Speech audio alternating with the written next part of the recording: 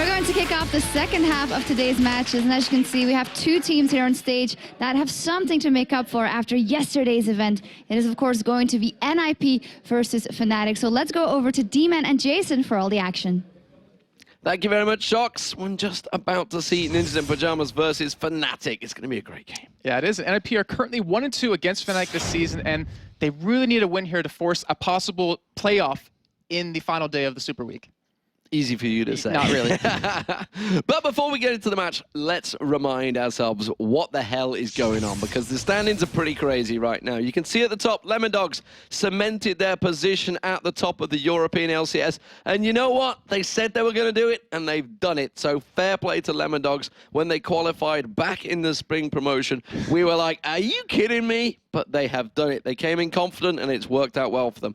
Joint second, well, actually on their own in second, sorry, I should say, is Gambit, because they have actually stretched themselves 3-0 so far. The boot camp seems to have worked for Gambit, and sure enough, when the pressure's on, they seem to have reacted. And Fnatic, they're going to be playing in a moment. They are at 13-12. They could join Gambit in second. And Demon, there's also the other possibility of that. Yes. If they lose and NIP wins, we have a 5-way tie for 4th place. Yeah, it's It is that crazy. Messy. It's going to get messy. Oh my gosh. And yeah, you see Ultimate SK, EG currently tied right now for that 4th place. NIP just one game away, and unfortunately, Miniature Makers, they are 8-18 now. And you know, we mentioned it briefly, but it's quite scary that Ultimate, despite being top for 7 weeks, could actually fall out of the playoff. Yeah, I mean, spots. Just think, you put in 7 weeks of really hard work to get there, and then to just kind of let it slip away at the end. And the thing is, they have their full roster back, so it's not like they can use that as potentially maybe an excuse. Well, it's just they need to pick up the wins now. They really need to get something going. And it reminds me of Curse, you know, from the spring setup. They went 1-4 in Super Week at the end after having such a fantastic week.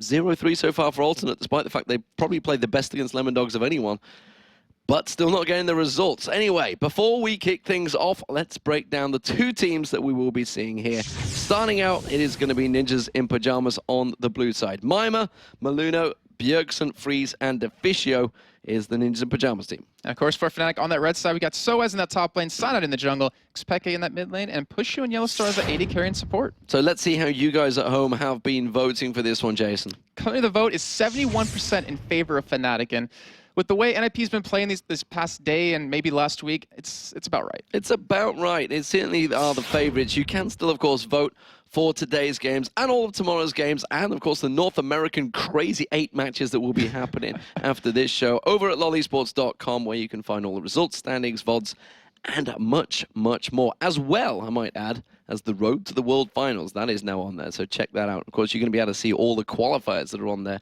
Little button in the top right-hand corner if you haven't seen it. Little graphic says World Finals. It's starting, guys. It's getting close. So, yesterday, Ninjas in Pajamas, they did surprise some people with Mima. He picked Yorick up against Evil Geniuses, but unfortunately for him, he came up against Wicked, who is playing pretty much his new favorite champion, Aatrox.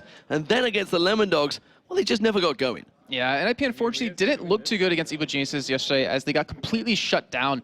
Mimir looked more comfortable, though. I really want to stress this in his lane, because he was still out farm, but he just looked to be more at ease. And Bjergsen really wasn't able to crack that egg that is Froggen in that middle lane. I know Joe Summer said egg. But anyways, and in their game versus Lemondogs, it looked as if they didn't care. They just kind of got picked apart, and Lemondogs absolutely destroyed them. And after going 0-2 on the first day, they now have to pick up some wins. And I know Freak would like it to say it, but it was an execution. Yes, I saw your tweet, Freak, yesterday. I saw it, and I was just disgusted. Nevertheless, let's move on. Fnatic, they did not have a very good day yesterday. Soaz was ill, but he is pumped full of drugs and ready to go. Not that type of drugs either, ladies and gentlemen. The good kind, which is the medicinal kind, of course. They did go 0-2, though, losing out heavily to Lemondogs and the Evil Geniuses. Yeah, Fnatic, they tried that really interesting strategy yesterday, as they ran that Nunu in the jungle on Cyanide, and instead of having him ganking or farming, they just had him help push you lanes with their double AD composition with Xpeke on Caitlyn, and of course push you on that Vayne in the bottom lane. But Lemondogs, they were able to adapt and stop this strategy in their tracks. Of course, in their second game of the day versus SK, Fnatic just got worked by Hercubot in the jungle on that Lee Sin, and Ocelot, Karthus. That's only 2 words you really need to say about him on that champion. They ran a Vygar middle, which was really cool to see, but it just didn't seem to work out for them. Yeah, Xpeke had a great game yesterday, and we'll see whether he does manage to pull anything out today, because he is going to have to help his team through. Soaz was one of the players that has carried the team quite effortlessly sometimes. Yesterday on Elise, it was tragedy against the Evil Geniuses. Just didn't work out well for them. We know he's not ill. We know he's ill, rather. He's not having a good time of it. I just saw him upstairs and I was like, you feeling better? Harry's like, we got him covered today. We've got him stacked up. I've been to the doctors, got everything I possibly can for him. Maybe I could do with a little bit of something for myself, because you may notice my voice is not quite at peak condition like it sometimes is. I call you Barry White. I do have a bit of a cold right now. I've had it for the last few days, but yesterday I seemed to cover over it somehow. Today I feel good, yet my throat's saying no. You're getting rid of it. It's just your throat is just kind of catching up with your body. I'm glad you're doctor's advice right there. Dr. Jason. Dr. Jason. What a scary thought, ladies and gentlemen. Elise and Kennen have been the banned, so they are taking Elise away from Soaz, despite the fact it didn't work out well for him yesterday. Zed and Zach removed. They don't want to see Bjergsen and Zed. If you remember back to, I think it was like week 5, when Bjergsen mercilessly executed Peke many times on Zed. Oh, yes, he did. And the Kennen ban definitely needed by NIP over on Soaz. He's 5 for 6 with Kennen in that top lane, I believe.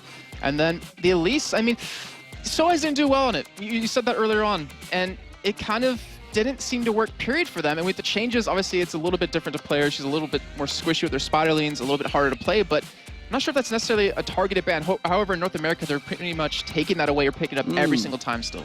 Yeah, well, I mean, it's interesting to look across North America and Korea to see how the picks and bans do work, because they are generally fairly different from here in Europe, and it's interesting to see how the international tournament will work. But Yorick deserves a ban. I'm not too sure about that, but the Mimobot did play it yesterday. Not too sure whether it was quite worthy of a ban, and it did leave Shen open, and that's questionable. I definitely agree. I don't think that Yorick was a ban.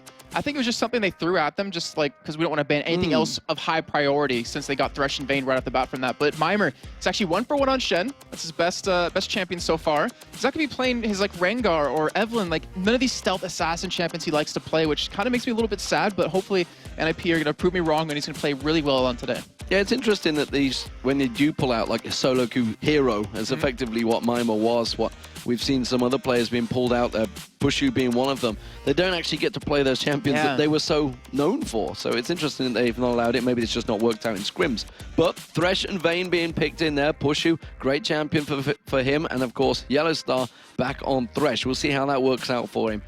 Freeze, though, looks like it will be Caitlyn, locked in. Maluno, we've seen him on Jarvan pretty much the whole split. Yeah, and right now they're picking up a lot of champions. Like both teams, they have really good statistics on. Yellow Star, he's 4 for 5 with Thresh. And then, of course, or not Sign Up Pushu, he's 1 for 1 for the Vayne. So pretty good stats there. Over on NIP side, Maluno, he's 3 for 6 for Jarvan. It's not the best, but it's pretty much his most played champion. And then the Caitlyn, yes, for Freeze. I mean, he used to be really aggressive. Like, that used to be his playstyle with the Draven, you know, with these really aggressive AD champions. But as I mentioned yesterday, these passive farmers that he still plays, he can do really well on. And if you pair that in with a Nami, which Deficio, I mean, I actually talked to him after the game, and he kind of agreed, didn't really hit many bubbles that game. It was kind of really unfortunate. But if he's on par with his Nami this time, like, it's a really strong lane combo. I will say Fizz is available. I don't know why it's been banned quite a few times so far. And I'm just wondering whether it's something Bjergsen may fancy. It was banned against NIP a couple of times, so we'll see whether that comes out towards the end here. Lee Sin may well get locked in for Cyanide, and it has been. And that also means that Soaz or Peke could be bringing Malphite. We've seen Peke running it this season so far. Yeah, we've seen actually both of them doing it. Peke was, I believe, in the first week of DreamHack.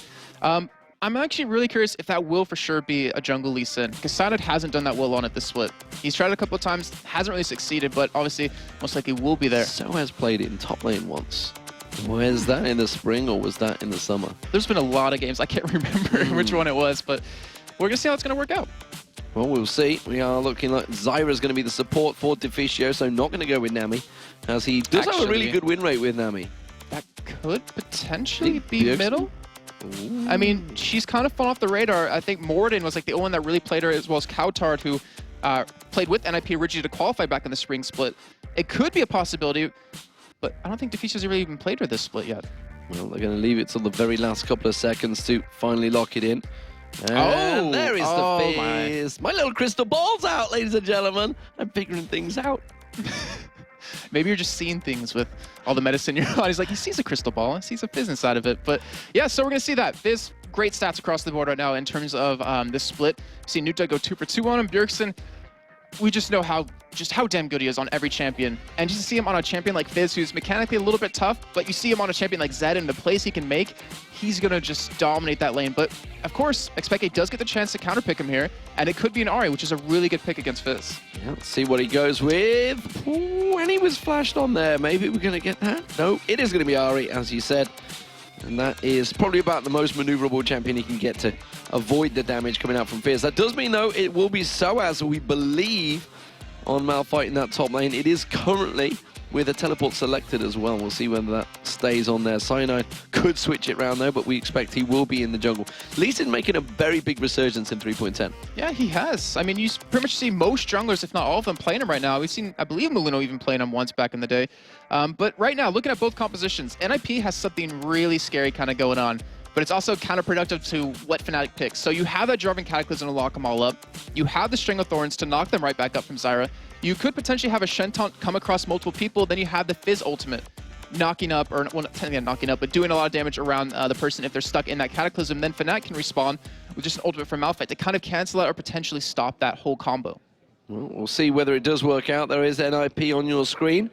They had become a little bit of a fan favorite back in the spring when the Copenhagen Wolves, as their previous team, went 0-9. But since joining NIP, they've had some good fortunes, but having the changes, when Extinct stepped away and Mima come in, they're only 2-4 since that change. They were 7-3 when Extinct was in there. It was looking great. They were looking like one of the teams that may even make the top spot. But since that change, since Extinct stepped away, it seems to have put pressure back onto Bjergsen. That every little bit of fight, every little bit of team fights, every game that happens, it seems to be all about Bjergsen again. And I wonder what the morale was like when he left. I mean, I know the reasons and I know they understood it, but just to bring him in for a couple of weeks and then to do that well, just to have him leave, it's kind of really going to shut you down a little bit. But a little bit of history between these two teams, because there's something really big for NIP.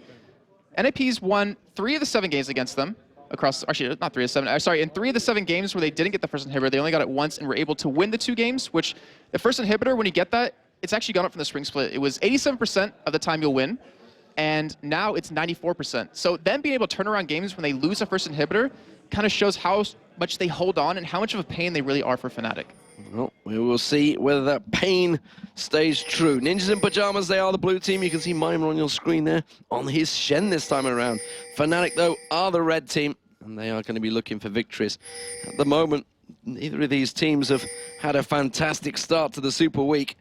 They'll be looking to try and turn things around. It's the only game of the day for both these teams as well. They will be playing 2 matches tomorrow, so they kind of have a good view of how it's all going to work out for them. So as it stands, though, no crazy early game stuff coming out there. And not a great deal of deep wards either. Yeah, I'm not too surprised at this. I mean, like you said, they're only playing 1 game today, so they have a lot of time to kind of prepare for it last night. And actually, between these 2 teams, NIP's only gotten first blood once, including the spring split. So 1 out of 7 games is not that good. It kind of shows that they don't really be very aggressive, and Fnatic kind of takes advantage of that. Bjergsen's certainly going to be passive until he gets hit 6, so he's not going to be looking for anything. Maybe they're going to try and bully Pushu a little bit. Let's see whether they try and stack up the lanes against him. There is quite a heavy presence from NIP here. Cyanide's like, you know, I can see you coming. But it is going to be a blue invade, it seems. They are coming in. 30 seconds to go. They've put the ward down. They see Thresh top. They do see Thresh top. Will they actively react to this, though? Actively react? I guess reacting kind of is what I was saying.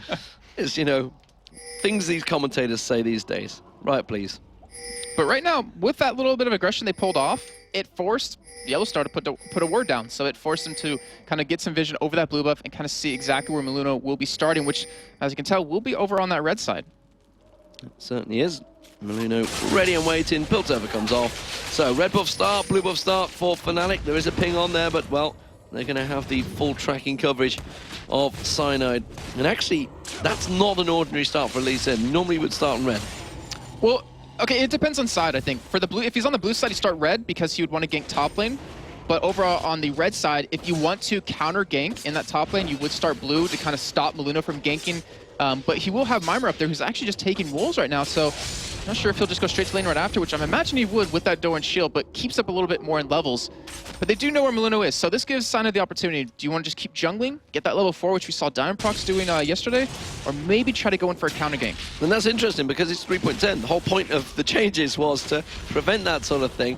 So it's still giving, despite the fact the wolves for Shen in that top lane, who will be going up there. So interesting that the patch changes. He is still only level 1. He hasn't hit level 2. Right.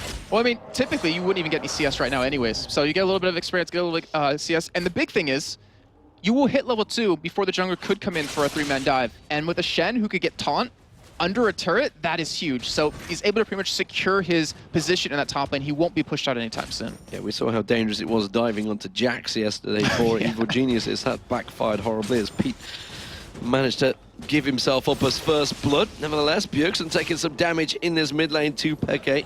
And we're not seeing any of those 4-minute turret stacks. Or no, we're not. Oh, maybe. I'm just getting my vision of Maluno, actually, who is sneaking in towards his bottom lane. You can see that Cyanide, it's already there, though, to react. Well, I hate to burst your bubble, Demon, but the average first time taken between these two teams when they play against each other, 15 minutes. Don't go there.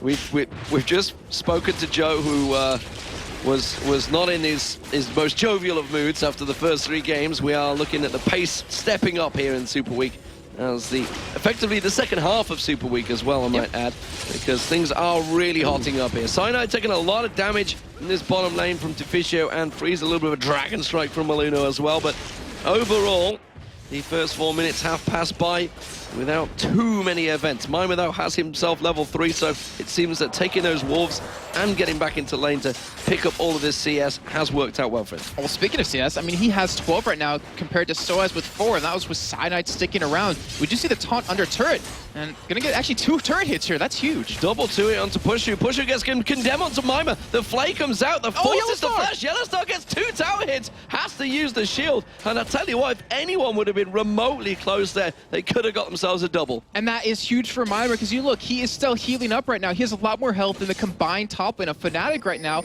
and this gives him so much more free CS and control of the lane, and that was without his jungler's help. That is honestly exactly what NIP needs. Considering Mimir's been underperforming a little bit these past 2-3 weeks, coming up big like that is huge. And it's always the danger of going up against the Shen. You just got to be careful you don't step too close. And the fact is, Vayne has to be pretty close to hit that tower, and that's exactly how Pushu got caught out there. Bjergsen in this mid lane, he's kept up pretty successfully with Peke in terms of farm. Peke just gone back, got himself a double Doran's Ring and that Crystalline Flask. Bjergsen obviously done exactly the same beforehand, so very even between the two. And as you mentioned, the fact that Mimir did get that advantage now, he's put up a huge gap over Soaz. Yeah, he has. And we're going to see effects from this pretty much last for another 10-15 minutes, because you look at the AD carries, and Freeze has a huge lead right now over Pushu. They're actually going for this turret, and if they take it, they send Mimir bottom against Soaz with that CS lead, and with the extra gold from the turret, he's actually going to do fairly well, and then they'll be able to shut down a Vayne Thresh lane, which Caitlyn automatically counters by herself.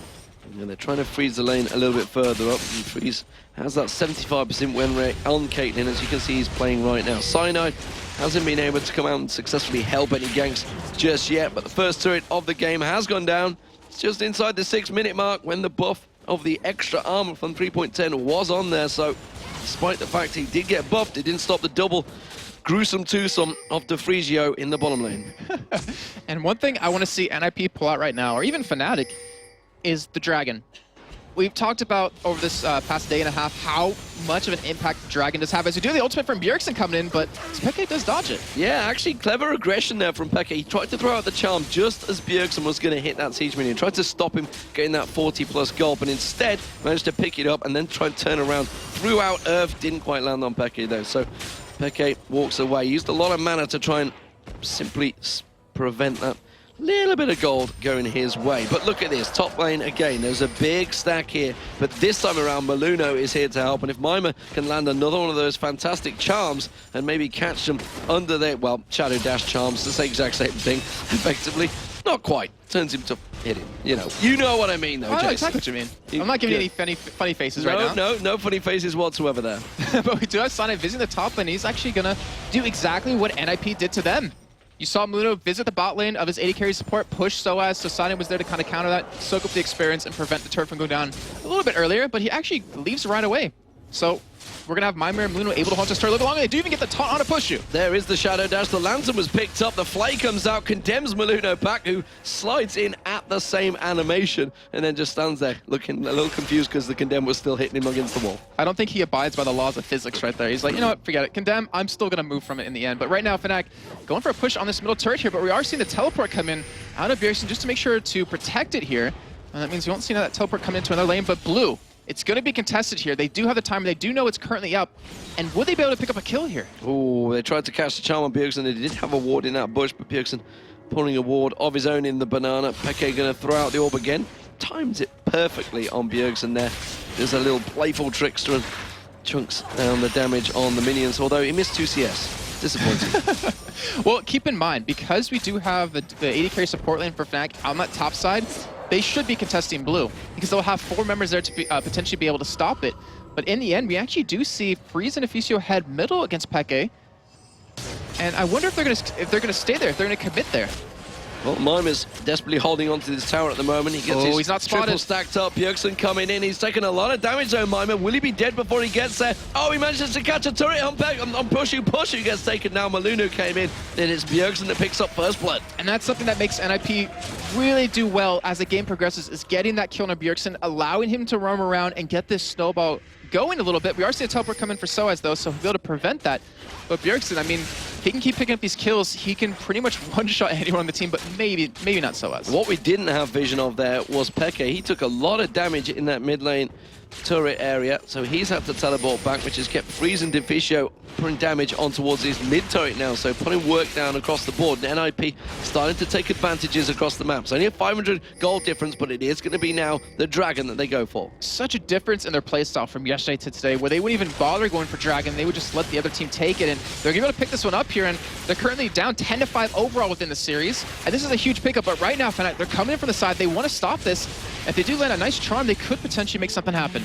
Well, the Dragon's been picked up already. They're going to go for it. They catch on towards Deficio, and well, the Stand United, the Stranglethorns was down, and that's actually saved his life as he flashes away. Bjergsen was there as a presence to say, I can throw out this big woolly mammoth of Earth. Nobody really knows what Earth is. It's a manatee technically, but not convinced. Now he's a woolly mammoth. A woolly mammoth, yeah. But I like what With Maimer... tusks and everything. Oh gosh, that'd be great, right? Please. But Maimer, he actually had his ultimate up. He stayed on it. He waited. He didn't commit it to Deficio because he knew he could escape. Great communication, and that means he'll be able to split push a little bit more, and they could force a team fight, you know, relatively soon, considering Peke used his ultimate right there.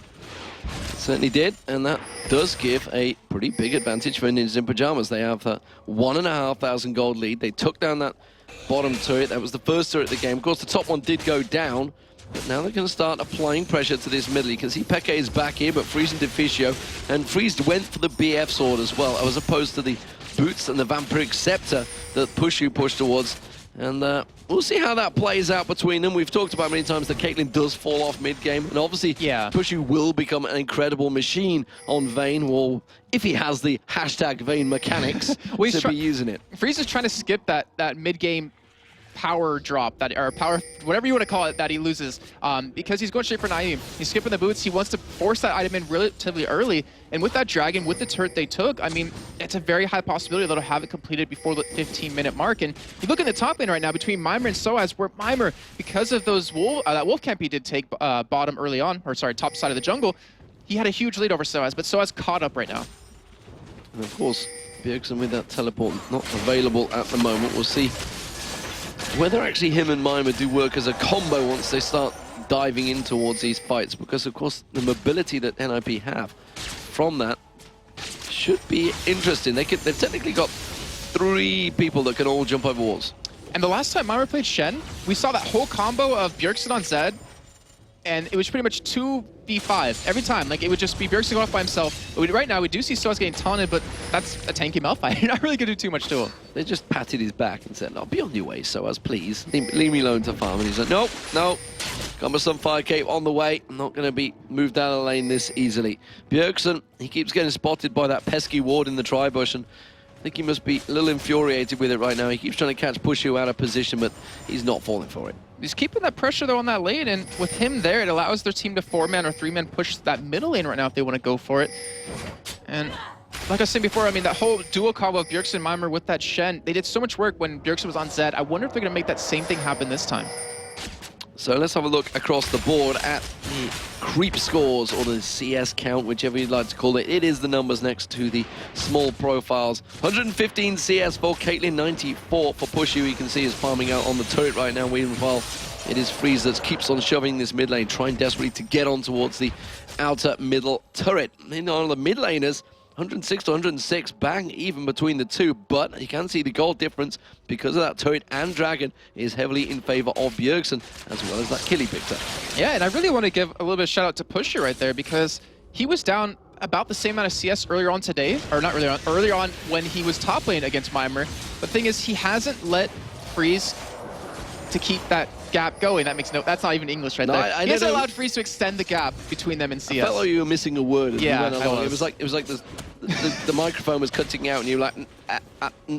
No, that was just me. No, it was just you. Just your mind not working. Right now, though, Soaz, he's done a very good job at catching up in the CS. He's actually worked his way in there. If you remember rightly, Meimer had such a great start to it. Did manage to get around about 20-30 CS over Soaz, but Soaz instead has managed to sit back, farm, get himself back into this game. So what's really cool between their items is the fact that Soaz, he's going for that early takers of the Sunfire Cape, but you look over at Meimer with the Kindle Gem, he gets the extra cooldown reduction, so it kind of shows that Soaz wants that immediate tankiness, but Meimer wants the ability to split push and use his ultimate a lot more.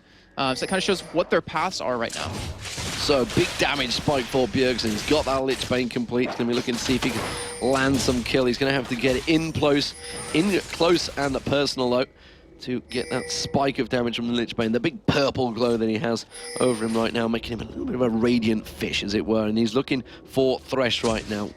He's not going to land any hooks there, that's for sure. So instead, he's just going to go back to lane. Yellow Star, thinking maybe he's forgetting that he's not an AD carry right now, and going pretty deep on the lane. Well, yeah. What we do see right now, him missing a little bit of CS, which is a little bit tough to do on Thresh. But right now, we have Dragon come up in about a minute. And this is the big key point for NIP. Can they take this one flawlessly? Like, they've already got the first one. Getting a second one will just keep their gold income increasing throughout this game. It'll give them their items a little bit sooner.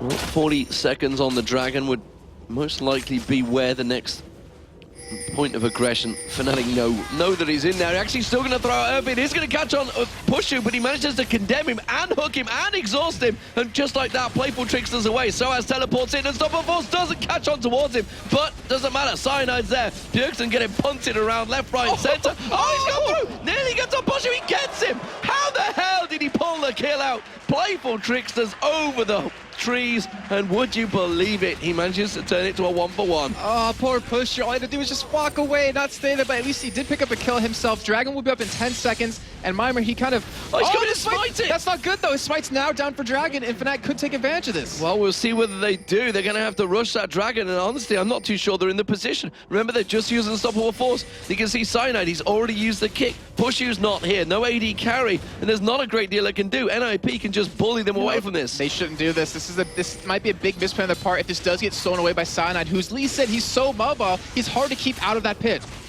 We'll see whether he does manage to get in there. Bjergsen with teleport is coming in behind them. He's coming in just on top of Yellow Star, tries to flame away, and actually does a good job of it, but that's going to be collateral damage. Maybe What? Graves is going to suddenly make an appearance. Who knows? He's just going to start throwing off shots. Trevor, please. Cataclysm is the word I was looking for. Now they're going to go for Dragon, and they will pick this one up because Fnatic are not going to react, although Cyanide is still lingering. He wants to make something happen here, but Bjergsen's ultimate is available. And honestly, that was a really smart play if you look at it. The NIP, they baited Fnatic in. They kept him there to allow Bjergsen just to teleport behind and make that play happen, able to pick up a kill on Yellow Star and Xpeke. He's not doing that much damage to Bjergsen right now. Hop, skip, and a jump over the charm there from Bjergsen. They knew exactly how he could close the gap, but as said, once he gets that Lich Bane, he's going to be looking aggressive. And sure enough, 3-1-0 right now. He's now to step up the pace, Bjergsen. We talked about the pressure on his shoulders, those young shoulders as well. Only turned 17 in the spring split. Here in the summer split, he's effectively a veteran of the LCS. Now has clocked up just as many hours playing as most teams in the game so far, in the European League at least. And they've actually built themselves a, well, close to a 4,000 gold lead now in Ninjas in Pajamas. Yeah, they have, and that's all due to Bjergsen, just like you're saying. But there is one downside to him having all the kills of his team, is that if he does get caught, like we saw earlier in his duel with Pushu and Yellowstar, he got condemned into the wall and then hooked by Yellowstar. And if they can lock him down like that, follow up with maybe a Malphite ultimate or a charm, he's gonna die, and then there goes a lot of their damage. But Freeze, he actually did rush a Bloodthirster because he doesn't want to get caught. He realizes he actually will get dove on by Soaz, wants to be able to sustain a little bit more. Didn't go for the eye edge right away, so he'll be able to follow it up with a Last Whisper. Meanwhile, the Sunfire Cape was completed by Soaz. Interesting that Mima went for the Spirit Visage first rather than the Sunfire Cape. Yeah, he just wanted to make sure his ult was up as soon as possible, just so he can keep split pushing and allow his team to force these fights that they want to make happen.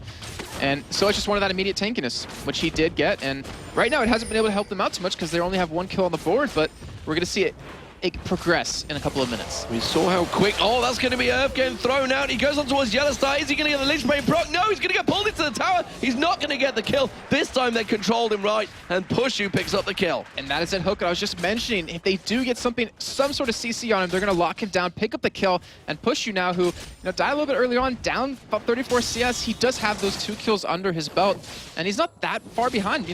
700 gold to Freeze. So every time he's tried it, and that actually will have given a good portion of gold to Pushu as well, because he'd got that couple of kills, started the kill streak going as well. So as though he's happy to sit and farm in this top lane now. Still even CS between these two, despite the fact they're not really going to do a great deal up against each other. Not too sure who would win out in the duel right now, but Deficio is heading up towards that top lane to help out a little bit for Mima. What was that saying you always use? 2 greased up? 2 fat ladies in Grimsby. I don't know. There's a number of sayings you could use for it, but the fact is, grease out of nowhere. They're not really going to do a lot about it. They're just rubbing up against each other. and if in the end, actually, Soaz should be able to win that just with the damage off of Sunfire Cape taking away, not to mention the attack speed slow. But right now, with Deficio head up towards his top lane, you see Bjergsen hit up there as well. They want to make their next play at this turret. They already have all the outer turrets down except this one, and Soaz, he's got to be careful. He has got to be careful because Bjergsen's sneaking into towards that top bush. Not too sure whether he got spotted. Deficio stepped out. They don't really care whether they're spotted right now. They just want the tower down. But Fnatic are responding in kind. They've got 3 members coming up towards here. Yellowstar's just off at the side. Maluno comes in to bolster the numbers for Ninjas in Pajamas. It's a 4-on-3. They're going to push in here. We could see an interesting Shadow Dash to see whether anyone goes in towards it. He went for Cyanide, didn't land it. Stranglethorns gets thrown out. Unstoppable Force actually pulled Earth onto Yellowstar. Not really what they're asking. Great Cataclysm catching on. Soaz pulls out Unstoppable Force. That's going to be Fizz going down. Now they're going to turn this one around. Mimon's trying to make a mad dash for it, but it's not going to happen. Peke comes in. The Orb gets thrown out. Not the damage, but Cyanide pulls out the Lee Syndrome. Catches him with a flying kick to the jaw. And that was 3-on-4. You didn't have Freeze there, but you had Pushu pushing bottom, getting a lot of farm, getting a turret. You had Peke Meadow who ended up coming in from the side, able to lock them down and killing Bjergsen again, killing Mimir and Blue. Their tankiest targets with just pretty much Peke there is a really good sign for them. I mean, the damage Pushu's going to put out to Mimir and Blue is going to be ridiculous, and doing that without him is a very good sign for Fnatic. This has worked out very well for Pushu as well, because he's managed to get all of that free farm, like you say, in the bottom, and just put a lot of presence on their freezers, though, saying, thank you very much, you've just pushed an entire giant wave of minions to me, so I'll just get some more free farm there.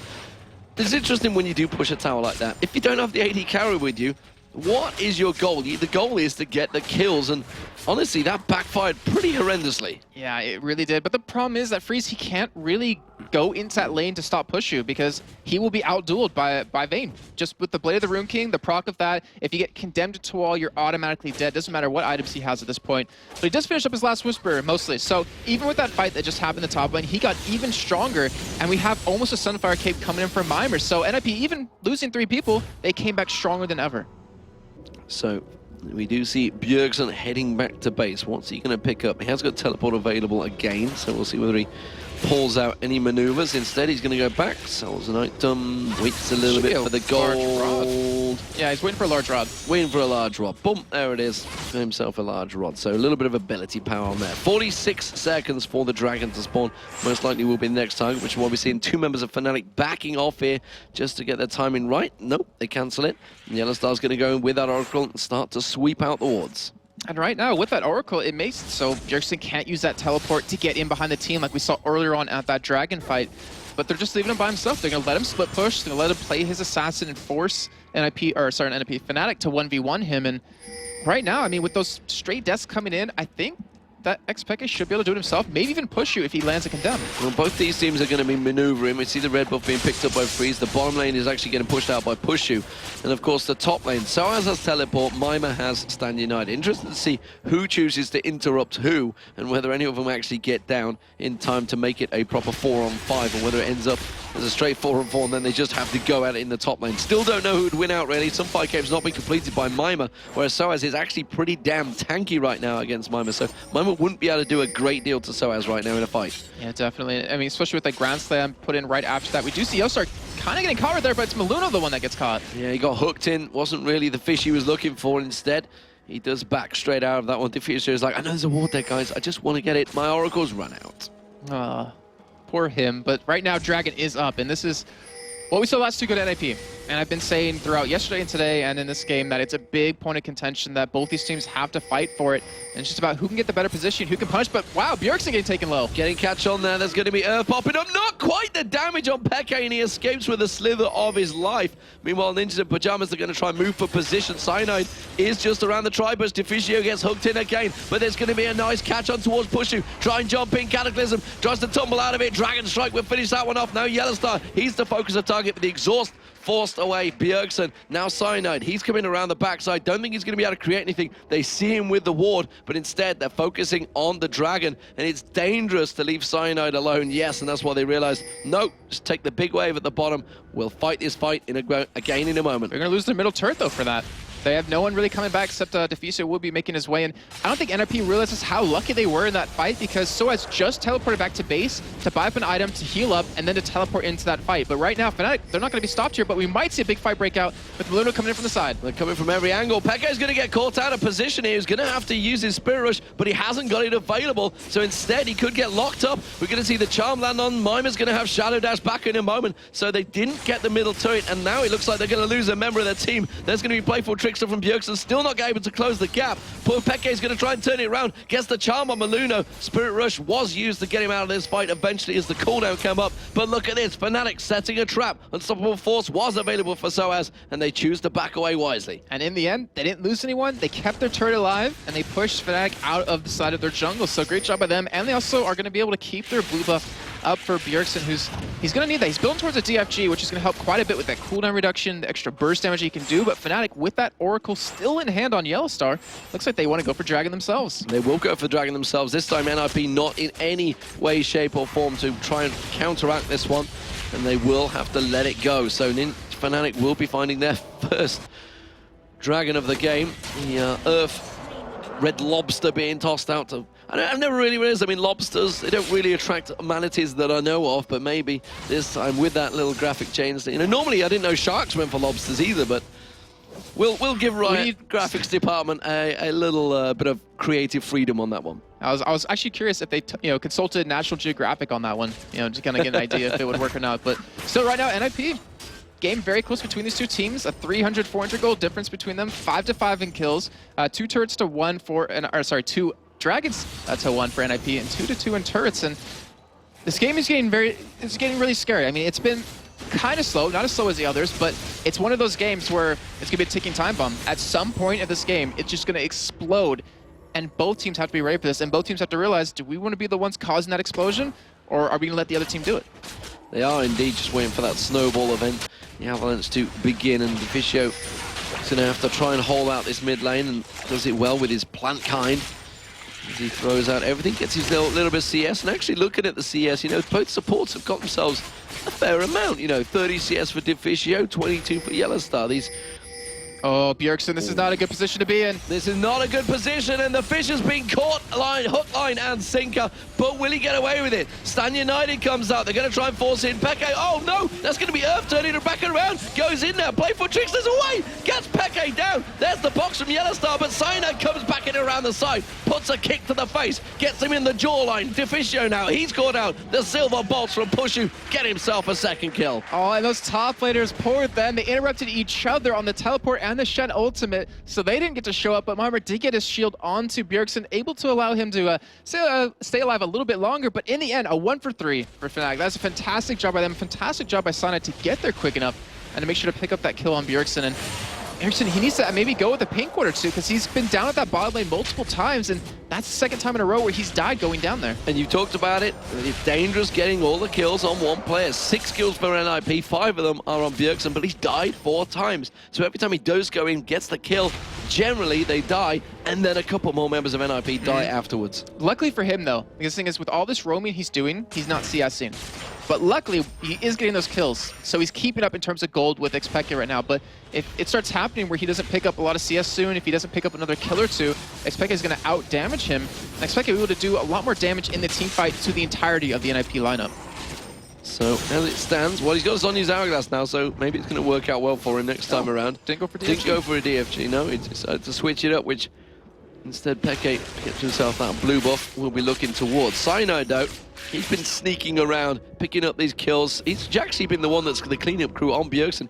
3-0-3 now, got the Iron Locket, the Solari completed, along with that Sightstone, of course, so he can do those ninja moves that Lee Sin tends to do, or technically karate move. Actually, he's a Thai boxer, my Thai boxer, isn't he? He has a skin of that? I don't know if that's exactly what he is. It's the stance he uses in Muay Thai. I hate watching a good player play these things. I realize the things I can never do. Yeah. Like the ward jumping, the getting behind him, kicking him back into team, pulling an insect, can never do that. And it makes me sad inside. But still 3-0-3, that's a great score by him. He already has Soaz, who's very tanky with that 206 CS. He's going to be able to get very tanky with that Giant Spell coming in. And right now, Freeze, I mean, he has a Last Whisper, he has a Bloodthirster, but he does nowhere near the same amount of damage as Pushu does. Well, Ninjas in Pajamas are gathering in the mid lane once again. It's looking at Pushu, who is going to try and sneak around onto Mima. Gets spotted out by that ward. Mima's like, nope, nope, not having any of that. But it does mean that the top lane is a little exposed. We'll see whether Fnatic gather anywhere. They are still trying to kill on that one. Yes, I didn't quite get the last hit. It timed out before he meant to take it. So a little sad sigh from Jason. Yeah. But nevertheless, it is Ninjas in Pajamas still with 4 members in this middle. They've been here a long time, you know, NIP. This is kind of the situation they've been in a few times. It's like, well, we've kind of taken down a lot of the outer turrets. We could try and do with getting that top one, but Mima's desperately trying to split push, and he's coming up against a very rock-solid object. It's not working out for him. The rest of NIP are kind of like, well, what are we going to do? Bjergsen, go find another pick. And I'm not sure if you're able to do that much longer. I mean, right now, Mima, he won't out-split push a Soaz. It will just not happen because he has Sunfire Cape, but he did just pick one up, so it helps alleviate that pressure a little bit. But because he's there, it allows Soaz to roam around and you know, save his teleport a little bit longer if he wants to. But both of them are just going to sit there. And right now, I mean, Freeze, he's going to get that Found Dancer, I believe, very soon, which is going to help him do a lot more damage. But the thing is, with Soaz in his face, with that ground slam happening onto him, his damage is going to be cut really low. I was going to say in half, but I think it's even lower than that. It's going to be lower than half. Okay. So we're into the below 49% radius. Nice to see we're not getting the exact figures just yet, though. Blue buff will be picked up by Bjergsen, so we'll see what he can do with this. Would he go try and looking for trouble on Soaz in this top lane? It looks like he may well try and sneak in towards the top bushes. No wards up there, so Bjergsen may actually be able to do this one. Instead, it looks like Mima's like, no, I can actually bait him down here a little bit closer, but Soaz, nope, just going to stay here. Just chill in the bush. And one thing you can see between both these teams is the pressure they're under. Both of them went 0-2 yesterday, and they need a win right now. I mean, you said this is the only game they're going to play today. Picking up that one win will give them a little bit of momentum for tomorrow, but Soaz, he's going to get caught here. He's going to get caught out there. Fish is going to get thrown towards him, but look at that. Not a great deal of damage done. Lich Bane, everything thrown towards it, Unstoppable Force, and just walks away like a boss. So that's 2 members committed over towards that top side, and Fnatic right now, they can form and push middle, and they are going to lose a turret for that. And NIP, are they going to continue pushing this top lane? They might be able to, because Soaz isn't healthy. Well, they do get a 3rd turret, and that's going to be a dragon trade. Yes, it will be. Just pops up a couple of seconds before the timer. And it does seem that the inner turret is actually going to get beaten down. The Lich Bane will do a lot of work here from Bjergsen. This is not a good trade for Fnatic. A dragon for an inner turret, or technically 2 turrets? That's a horrendous trade. They might be able to get that middle turret, though, because look where NIP went. They went down towards that bottom. You see Pekte trying to go towards that top side to stop that Bjergsen push, and they're going to be able to get a turret out of this at least. Well, they may get one. Muluno is not going to be able to stop them on this one. Bjergsen stuck around a little bit too long. Peke tries to use that Spirit Rush, catches on towards him. But the Shadow Dash turns around. He catches the Earth on towards him. Peke is going to get taken low and dropped. And now Soaz is in trouble. Unstoppable Force isn't available this time around. He has got Flash, though, but you can see the damage. Playful Tricks to back on towards him. He wants to flash across, but gets caught with a Shadow Dash of Mima and taken down. A 2-for-0 exchange in the top. But the mid lane, Muluno got taken down as well. And Bjergsen dodged the DFG damage with this Playful Trickster, but this is exactly what we saw NIP do last week. Bjergsen's on a different champion, but he's just off pushing by himself. Mimir ults in, saves him, and they end up picking up kills. Now they're pushing that middle lane. In the meantime, the rest of NIP, well, sorry, they're pushing the top, but NIP's pushing middle as well. Well, that's you see Pushu and Yellowstar coming around. They hook on towards Mimir, but is that the target they want? They've lost another inner turret. Oh, he manages to just so lucky. Get away from that one. He got no condemned problem. away. He was going to get hit into that wall, but he taunted right across and condemned awake perfectly. Ends up staying alive. That definitely would have been a dead him. And now NIP, who looked to have lost control of the game, gain it back, and they're actually counter-jungling Fnatic a little bit, taking away their red buff. Well, they've just taken away a bunch of turrets as well. 2 inner turrets going down in a matter of seconds. We said it was going to start happening quickly, and sure enough, despite the fact they're 9-8 down in kills, they are 5-3 up in those turrets, and they have a 1,000 gold advantage still. Very, very tight between these two teams. I do not rule either of them out just yet, because this could turn around on the flip of a switch or the tilt of a hat. Not really a phrase. Flip of a switch was switch. Roll of the dice. We could go roll of the dice. Yeah. Nice. Number of them. And right now, Bjergsen, he got a Void Staff. And that is going to give him the ability to, well, if he wasn't already strong enough to, pretty much 1v1 Peke, but Peke's trying to respawn by building a Zonius for himself, which he desperately needs. Like, that is an item he has to have to dodge the damage out of that Earth coming out of that Fizz. And Peke, they got to get a lot of farm channeled into him. He's already at 300 ACS, but we see the engage on Bjergsen. Caught with the Unstoppable Force, backed up straight by the charm. Oh, the Zonya's out. That's just at the right time. He's going to play for Trickster straight away. Is it going to be enough? He pops out. Yes, he's still got away. Finally goes down. It's Mima, though, that picks up the kill on towards Cyanide. Now they're going to try and lock up another. Pushu with that Vayne ultimate running. Can he catch down Muluno? No, he can't. They may be able to get themselves a turret here. The pressure coming out from Fnatic. Can they force it on them? And you saw right there why the Zonius is so good on a Fizz. It gives you that little bit of time to get the reset on your cooldowns, to get your Playful Trickster back up to escape right there. Fantastic job. He's able to pick up one, and he almost escaped somehow. I don't know how he almost escaped that, but he almost did. Well, that's just the annoyance of this. But look at this. Pushu's going to get himself a big, giant creep wave. But we talked about how close they were in CS earlier on. They're not that close anymore. Freeze, somewhere, somehow, has built himself up a 60-70 CS advantage. He gets hooked in there, but Yellowstar's like, we gotta stop them. Peke's coming. Baron is dangerous with a 3-man right now. The charm lands on towards Mima. Not really the target they wanted. He's very tanky, gets the Shadow Dash on towards Peke. He gets just drilled down. It's Deficio that actually picked up the kill. They're gonna go back to Baron. Cyanide is coming in, though, so they have to be careful of the steal, but they're gonna try and do what they can on this Baron. At the moment, it's still got 9,500 hit points, so there's Bjergsen comes in, flashes home guard boots on towards him. Soaz has to Unstoppable Force away, but Freeze Dot manages to pick up the kill, and that is going to be surely all she wrote for Fnatic. They're going to have to back off from this one. Here it comes. He goes in, throws out the lobster, Pushu, Cataclysm. That's actually going to put Bjergsen out of the way, unfortunately for him. Couldn't get close enough. The Shadow Dash not going to close the gap. Doesn't matter. Bjergsen comes across, slices Yellowstar in half. Great job by NIP to realize their cooldowns yet again. This is the second time they've used that teleport to their advantage, where they bait in a fight against Fnatic, had Peke push in a little bit too far, gets taunted, then just blown up by Bjergsen. And right now, Cyanide, he's still up. He is here for the potential of the steal. There is no pink ward or oracle for NIP. There is a ward in the pit for Fnatic. We could see a steal, and Cyanide's so amazing at it. Seeing what he can do. He's waiting in the wings. A ward goes down. Is he going to get across in time? That's the question. No, because Bjergsen's going to turn aggressive on him instead. And look at the damage coming out towards him. He tries to ulti kick away. Doesn't matter. Freeze lands the last shot. That is going to be Baron for Ninjas in Pajamas. Great job by NIP to just wait on that Baron, to not get it a little bit lower, because Lee Sin has an execute percent damage when a target is really low. He had a high potential stealing it away, and Freeze, he's just sitting there in the pit attacking away onto him, able to pick up that kill. And right now, NIP, from coming to the brink of a loss, they've been able to turn this game around in a matter of 5 minutes. And ladies and gentlemen, if they do pick up this, it's going to turn it into a 6-way tie, I believe, which is pretty scary. Is it 5-way or 6-way? 1, 2, 3, 4, 5. 5-way. 5-way tie. Still, that is scary. I mean, considering how little games we have left for each of these teams. we would have to play these games out, you know, obviously before the playoffs happen to figure out who's going. Yeah, and it actually goes into like a playoff situation, like a bunch of head-to-heads, finding out who would be up against each other. It's not a straight round robin because, frankly, we'd be here until Tuesday. Yeah, it's a really... Well, we'll explain it if we get to that, honestly, because it's we're really not gonna worry confusing about it thing right to now. explain. But right now, Fnatic able to take away the blue buff from Bjergsen, and that's actually pretty good because it limits his cooldown reduction, which is really the key thing that he needs right now. But he does have another Nisi large rod. He is working, I would assume now, towards the DFG, and that puts his damage just through the roof. Peke's still working towards his Zhonya's death cap. Zhonya's hourglass. Sounds like a great item. It does. It's actually, there is one in Howling. No, Dominion. No, Twisted Tree Line. There we go. It's called Wooglets. Is that what it's called? Yeah, it's both in one. But anyways, he's working towards the Zhonya's hourglass. Does have it done, and that is a huge power up for Fnatic.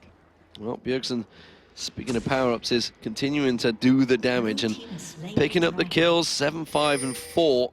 Still a lot of the pressure on him, but you can also see that Freeze did get, danger, NIP, but the rest of his team come around to react, and they know that there's going to be that turret. But with the Baron on, Ace in the hole fired off, catches on towards Cyanide's backside, try and protect out who it was aimed at, but that bottom turret, I'm not sure they can defend this one.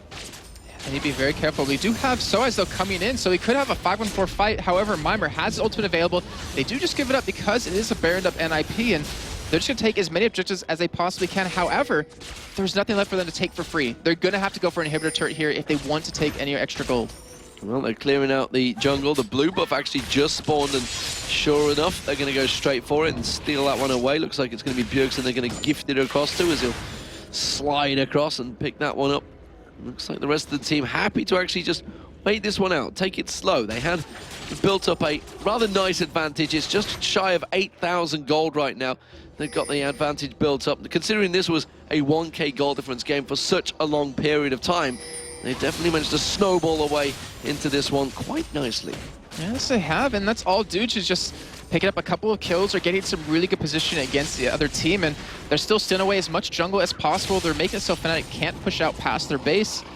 And this is the do or die time. Who has a better dive team? Looking over at NIP, if they do land the Cataclysm onto a couple of targets and the taunt across that, they're going to demolish them, pair that in with the Stranglethorns. But Fnatic have a good kind of counter-engage with the Thresh's box and with the Malphite ultimate. And Soaz is going to be looking to try and land that ultimate. Not too sure where to start with. It looks like the Ace in the hole coming in, only corner towards Soaz, blocked it off nicely, it's prevented it going in there. Bjergsen keeps trying to bait out that charm from Peke, knowing once it's down, the cooldown is off, they can maybe signal a time to start. They realize that they have no chance of just going in wave after wave. They're going to have to try and get some split push going here. Looks like it's going to be Bjergsen that heads off to take down the middle wave. Yeah, the thing is, the only people that he can hit with his ultimate is now Soaz, Cyanide, and Yellowstar. Because of the QSS that currently Pushu has, he's going to be able to drop it off of him, and the Zhonya's Hourglass that Xpeke has, he's going to be able to mitigate the damage, and that makes it very tricky for NIP to get a solid engage. As it is both top and middle wave are now cleared. So let's see whether they do manage to get themselves in there. We do see Peke is on his own trying to defend. It's actually, they're going to get a Shadow Dash on towards Soaz. Oh, look at the damage. Freeze actually putting a good spike onto Soaz there. That's shredded off 1,000 hit points in just a couple of shots. So Soaz realizing he's not unstoppable just yet. Meanwhile, that mid turret continues to get hammered on. Bjergsen with that Lich Bane will do a chunk of damage. And every time the wave gets cleared, he just pokes in there, gets another single shot on towards that turret. And that's all he's going to require. Just keep chipping it down. Baron buff has now worn off, though, for using Pyjamas, which does signal time to back off. Yeah, that was a great job of them to decide to go for the split push. And they have a decent amount of disengage with Deficio if he does land that Stranglethorn across the team. But right now, going to back away with their gold to go back and spend 2,000 gold on Freeze. He's getting really close to an Infinity Edge if he wants to go for that as his main item. But with that Oracle picked up on Deficio with the Boots mobility, it looks like they want to go for one more Baron before they go for the end. It's always good to see a Fizz jumping around and enjoying it. I'm absolutely useless on Fizz. It's one of those champions I never did get my head around, but it's great to see them playing well. Just I never timed the playful tricks at the right time. So you see the charm come out, so I'm gonna... Oh, no, it caught me. See, the one thing about Fizz for me is I see people do amazing damage on him. Yeah. And do so well. I can't do that. I can't do that. Same with Poppy. I can't. Just same with Poppy. Oh, I hate Poppy. Poppy, yeah. I've played games with N-rated, and he's just like, this champion's broken. It's broken. Yeah, and then when we play it, nobody plays it still. There is actually one person at NA. He's no longer in LCS. Actually, wasn't. But he used to be double lifted, to be fair. Well, it was also Zekin over there. He plays a lot of pop. He has an account dedicated to only her, and I believe it's Diamond 1 right now. So kind of shows she is useful, but maybe not necessarily in these team compositions or with the current items that are Can out. be countered. That's the main issue. And there's Only not by really, Olaf and Teemo. Not really a lane for her at the moment, though, as it stands. Certainly in the team composition, and it seems that Bjergsen is going to continue stealing away everything in Fnatic's jungle. Deficio, though, with that ward, may get the check there with Damashi. Standard didn't want to walk into that one. And look, while this is all happening, Mimer's been off split pushing. We talked about how Soaz couldn't really stop him, but he's actually building up towards a Trinity Force now. So maybe, just maybe, he's going to get to the point where the way he continues, he will surpass Soaz, and he will become a serious, serious problem. He had to just push those lanes down on his own. He's got a little bit of a daring in him. Because Darren loves to go that Triforce as a damage item, but we do see Fnatic, they're trying to get some vision. They're trying to get some control, and NIP, they realize that. They back off, they let them take it, then they take that vision back yet again, and it allows Mimer to keep pushing. And with him not in vision, Fnatic has to give up their jungle right now. They have to back away. They don't know where he's going to come in from, and you even see Soaz, he's actually going to visit that top or that bottom lane to kind of defend this push. Yeah, interesting to see whether they actually go up against each other. Nope, still not going to have any of it. Comes in, ground slams the minions, puts that Riot Fist down and walks away. No problem. Baron is up. Dragon will be up in around about 33 seconds. Cyanide. They don't realize it's warded, I think, back at Baron. Cyanide thinking of going in there. Yeah, they don't realize there's a ward at the back. I don't think Deficio quite caught it out there, which is why Fnatic are still lingering. Grasping Root's not going to catch onto Yellow Star.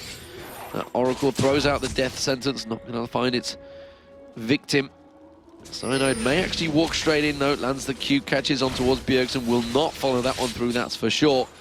While this is all happening, Mimer's still in that bottom lane, still getting himself more sweet, sweet gold. And this is being executed very well by NIP. They're playing it really safe. They're doing it by the book.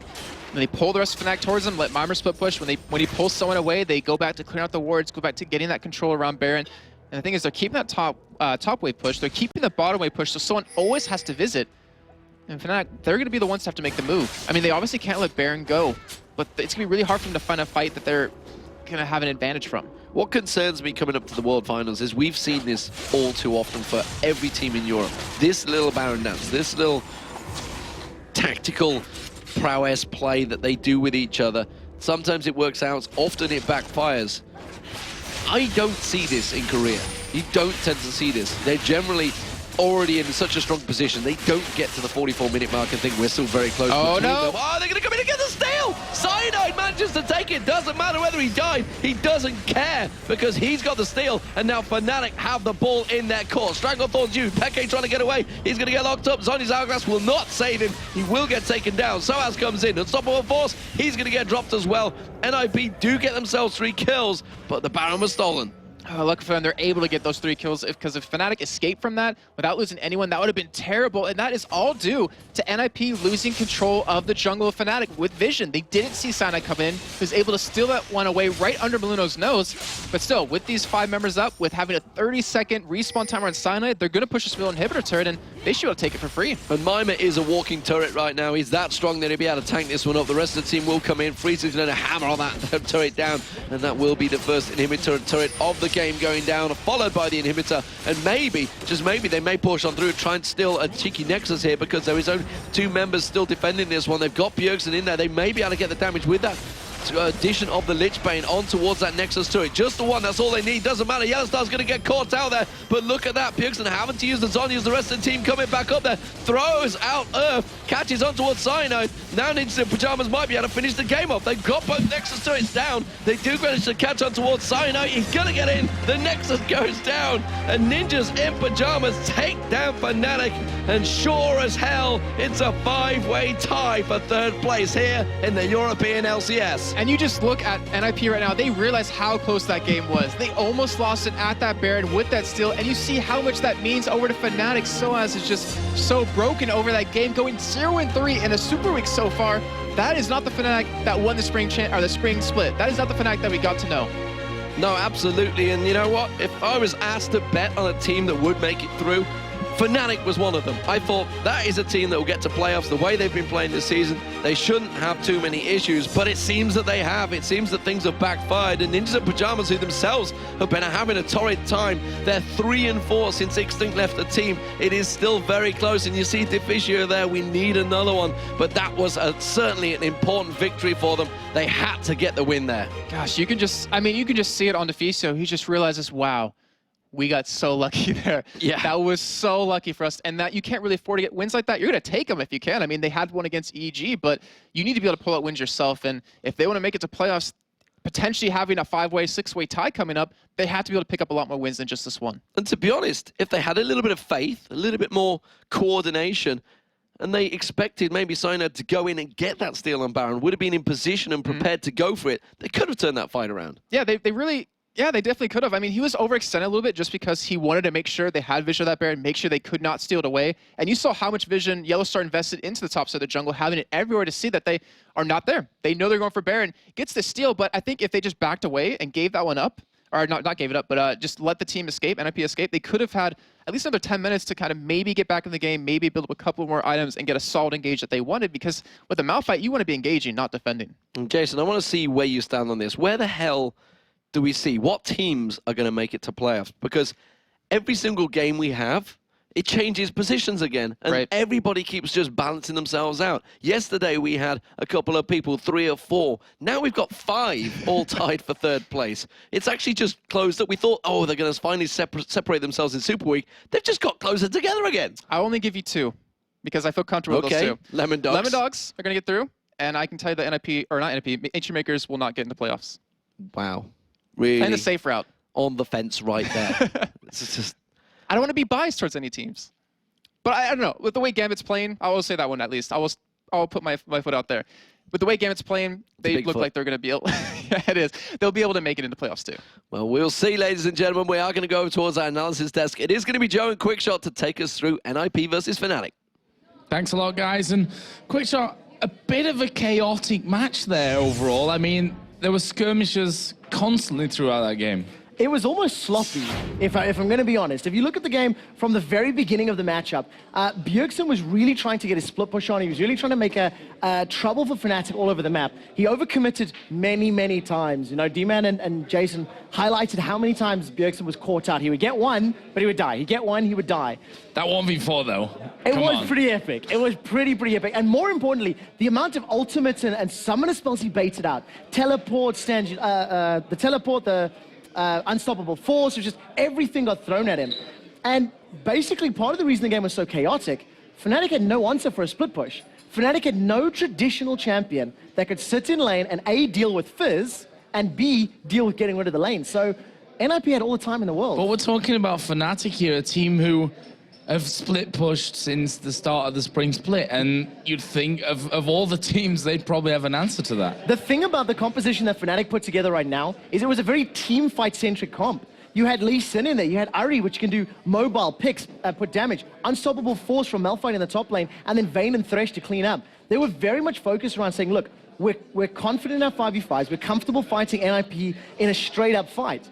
And NIP basically went, they're not so keen on that. Let's play this a little bit solo queue. Just unleash Bjergsen. Don't put him on Karthus like they did yesterday. Yeah. They put him on Fizz, a playmaker. They unleashed him into the world, and he got up to all sorts of fishy business. God. And that's where he always did best, you know, in fighting, basically, in the jungle, catching people out. Let's take a look at the replay. Ironically, not really surprisingly either, it's got Bjergsen in it. Yeah, so the replay that I want to highlight is about 26 minutes into the game. We'll pull this one up on screen for you in a moment, and it's actually a fight that NIP lose, right? They go down 1-for-3, but it really encompassed the entirety of this matchup. Let's start the replay off, and I'll kick it off at half speed in just a second, as you'll notice that first and foremost, let's pause this right here. Look at the mini-map. Bjergsen is alone on the bottom half of the map with 3 members of Fnatic around him, and also look at the positioning of Cyanide in the jungle. As this little, encounter plays out, Bjergsen gets caught by a hook and eats basically every form of crowd control available, but he manages to get the Playful Trickster off just before the stun comes in. Now I'm going to pause it right here and jump us to the top lane, because as the Stand United is coming down, that's going to get interrupted by Soaz's unstoppable force. He's going to knock him up into the air. All right, we go back to the bottom lane. Now remember, this happened for a million times up until this point in the game as well. Bjergsen carries on fighting, he manages to get his ultimate off, and the key to this particular engagement was the burst damage that he managed to land before Cyanide closes him off. Now in the background, unfortunately, because Yellowstar and Pushy were, sealing them off, it almost bought time for Soes to get in the fight, but a flash taunt prevents that one from happening. So we go back down to the bottom lane before Tefisho finally gets closed out, and that ends up wrapping up the third kill of the fight throughout the entirety of the engagement. And at the time, the scoreline was 6-8, and every single kill had been like that. Every single kill had been involvements from every single lane at the same time. Cyanide was at the Wraith camp, and he managed to make it to the Dragon Pit to pick up the kill. And it just really summarized the key of the game. But because Fnatic couldn't deal with the chaotic nature, they fell behind further and further and further and further until eventually they lost the entire match. Well, pure chaos from NIP earns them the points, and that's what's important at this stage of the day. We're going to head over to Shox, who's standing by with Deficio. Thanks, Joe. Yes, Deficio, as we started this, I asked you for the interview and you said, I didn't think maybe I would sit here. Does that kind of describe the general feeling of last night after the games, the 0-2, and what did you do to pick yourself up after that? We had a good talk with our manager and NIP and like the whole team, and we had a dinner where we discussed everything, and we realized that the teams yesterday, everything we wanted to happen went wrong. Like all the teams we were supposed to lose, they won their games, like Gambit went 2-0 and so on. But then we realized now Alternate and Fnatic also lost 2 games, and now all of a sudden we can catch them and maybe overtake one of them. Yeah. So they gave us some confidence again that we really needed, and now we managed to beat Fnatic, so that was perfect. Yeah, a lot of mind games going on. There's so much that can happen in the standings. So what was the plan? Your bans were at least Kennen and Kassadin, so very much aimed, of course, at the top and the mid lane. Was that the main focus? We knew we wanted a tank top lane. So we wanted to get rid of the 2 really snowball top laners the Source plays, which is Elise and Kennen, because they have an easy time farming versus a tank, and they can get a lot of free farm, maybe even a tower alone, and then they can snowball the game from there and be very hard to deal with in team fights, away with them. And obviously Kassadin and Pekka, you don't want to play against that, so we had to ban it. Yeah, and then talking about Snowball, you had a Fizz who got first blood and just got ahead. Was that the sign for you as to, we might have this game if he keeps this up? Well, that was obviously the perfect scenario to get Bjergsen ahead on Fizz, so we could do the 1-3-1 split push. Sadly though, we almost messed it up a few times. We had some bad dives, which we should never have done. They gave Fnatic some kills so they got back in the game. I actually think we were really far ahead, in the early mid game. We got 2 dragons, 2 towers, and Fizz was kind of fed, so it was looking really good until we started kind of throwing it away, but it worked out. Yes, it did. And talk me maybe about that last Baron where Cyanide pulled off a great steal, but then you guys just said, we're just going to decimate you now. Well, the steal is good. Obviously, we want to get the Baron, but him actually jumping in for the steal so we can kill him is not always a good thing. Because it means that we will now have free time to run up and take an inhibitor, because they can't hold us 4v5, even with Baron. They have no chance to hold us. So that he goes in and steal it is obviously good for, you can say it's good he gets the buff, but the fact that we can just kill him afterwards actually gives us an advantage. But eventually it all turned out all right for you guys in this game, so it must be bittersweet. 1-2 right now in these 2 days, and for you with the history of the team, where is the mindset right now? Because you were that hyped up team, of course, last season, and then you had the journey had to start all over again from this season, and where you are now, what's the mindset? It's obviously been a very hard season for us. There's been some changes we wanted to make, and then there's been a change we didn't want to happen, which really hit us hard. I mean, losing Extinct was rough. I mean, he did a lot of things for the team. He made a lot of calls in game. He was very smart about the game, and he was a great player. So losing him and having to adjust to a whole new player who has to adjust to the competitive scene, because Mimir is a solo queue player, or was a solo queue player, and now he's playing competitively. So he has had a lot of things he had to work on and adjust to, and we had a lot of things we had to adjust to with him. So it kind of set us back a bit, which is obviously unlucky. Now there was 3 weeks left when we made the change. I had to make the change. So, but all in all, it's getting better, and I think if we get to the spot to Gamescom, we can definitely surprise. All right, to do that, final question, matches coming up, Alternate and SK Gaming. Without giving anything away, of course, what are your general thoughts about those last 2 games? I think we have a good shot at beating Alternate. They are a bit in the same situation as us right now. Things are not really working that well, still trying to adjust also to a new patch, so I think versus them it's going to be a very close game. SK is looking very dominant though on the other hand. I will say 50-50 just to be fair. All right, thank you very much, Deficio. NIP finally grasping a victory here in the Super Weekend. As for us, we've got even more coming your way. But of course, take a minute to catch your breath and answer our Twitter question of the day as we asked you which LCS player has improved the most to Split and why. Maybe it's Deficio. I don't know. If your tweet is one of the 5 we picked to read on the air, you'll get a Logitech G400 as gaming mouse. Of course, follow us at LOL Esports and of course use the LCS hashtag to be eligible. And you can help us make the best show possible by going to bit.ly/EU LCS Week 9 and giving us feedback about the broadcast. And now for us, we need a quick break, but when we come back, Gambit tries to fight their way back to the top of the standings with a win against SK Gaming.